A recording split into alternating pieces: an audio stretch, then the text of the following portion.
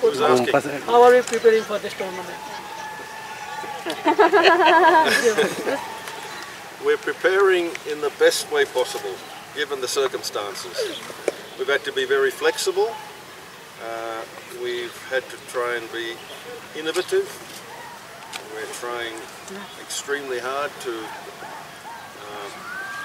be up to the mark from the skill point of view, and we still haven't had a practice. This is as close as we've come. So you're lucky you're seeing something as close as possible to competition. But we hope to ramp it up in the warmer climate of Oman.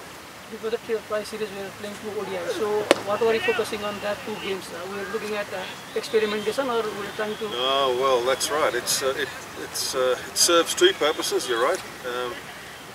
Very important for us to play those games against Papua New Guinea, because that's our first competition since they played the Mayor's Cup, 50 over. Or was the Mayor's Cup 2020? Huh? Mayor's Cup was 2020? Okay, so since Mayor's Cup, this is the first time we're playing that format. So it is important. It doubles up as a bit of a reintroduction to that format, as well as it's a full ODI ICC accredited match. So they're important as well.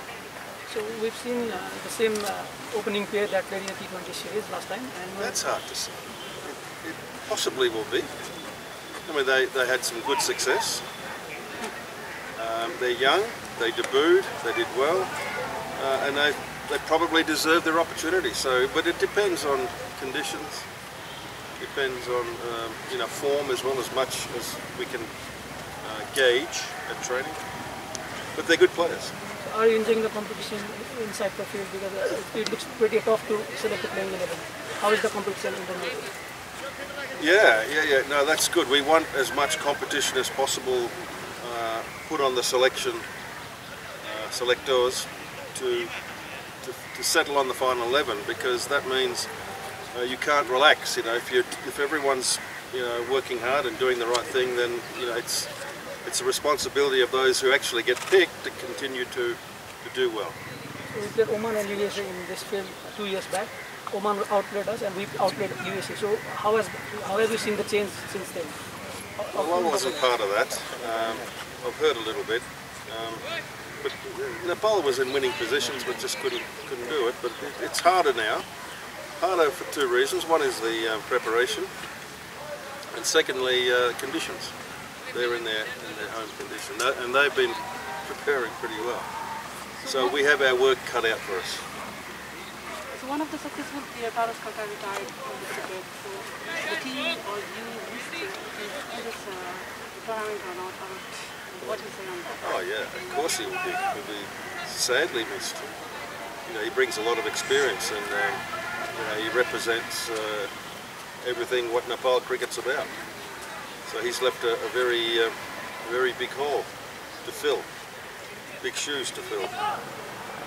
But his legacy will be clearly left a very clear mark on the development of the game in this country.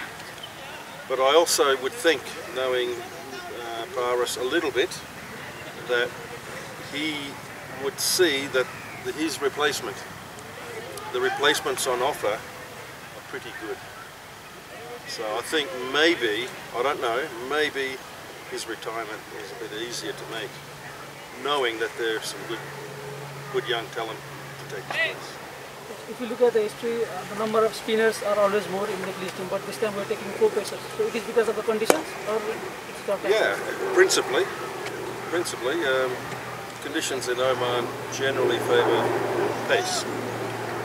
It doesn't mean the spinners haven't got a part to play, but pace bowling will be pretty important.